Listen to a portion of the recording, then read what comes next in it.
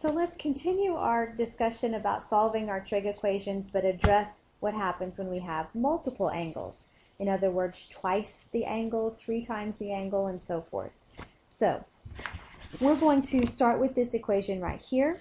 And when we look at this, we're going to be solving this equation over the interval between 0 and 360. So just like when we talked half angles, let's adjust our interval for this particular one, which is a double angle.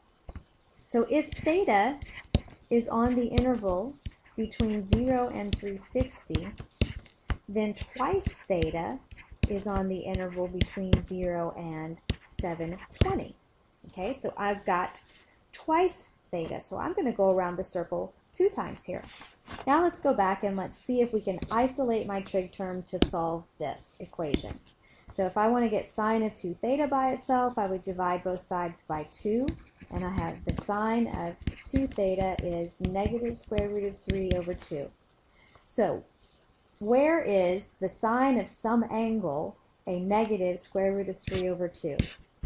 That occurs here in the third and again in the fourth quadrants, because both of those quadrants return a negative sine value for me. But I'm not done in thinking about this, because I need to account for twice theta. So I'm going to go around this circle not only one time for theta, but another time for twice theta. And notice what happens when I do that. I'm going to hit this angle twice in the third quadrant, and again over here twice in the fourth quadrant. So I have a total of 4 solutions that I'm going to be doing for this particular problem.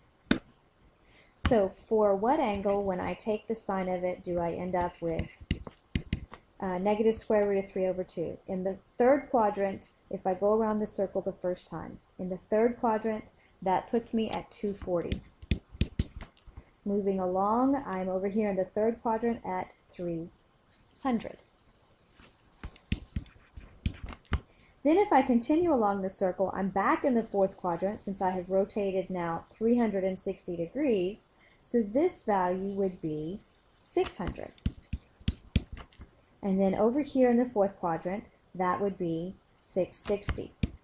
Maybe you notice that I could have just taken 240 and added 360, which is 1 revolution around to get 600, as well as 300 plus 360 to get 660. Either way, whatever works for you. Now, I'm not done with this because I'm solving for theta. So I go in and I divide all of these angles in here by 2, and I find out that I have solutions at 120, 150, 300, and 330. Those are the 4 angles that I'm looking for the solutions of this particular equation. Now let's look at another equation. Sine 2x equals negative square root of 3 sine x over the interval between 0 and 2 pi. Before I get started on this, I want to point out to you, though, that this sine is a twice the angle, and this sine over here is just the single angle. In other words, they're not like terms. They aren't the same angle, so I can't combine them. I can't really do a lot with them in trying to solve this equation. So when I have this type of scenario, I want to see about how can I turn these into like terms. One of the ways that we've learned to do that is to recognize that sine 2x can be rewritten using its double angle identity. So remember that sine 2x is equal to 2 sine x cosine x by the double angle identity. And if I were to replace the left-hand side with this values right here, I have a single x here, a single x here, and a single x here. That would create an equation in all like terms. So let's do that on the left-hand side. We're going to rewrite this as 2 sine x cosine x is equal to negative square root of 3 sine x.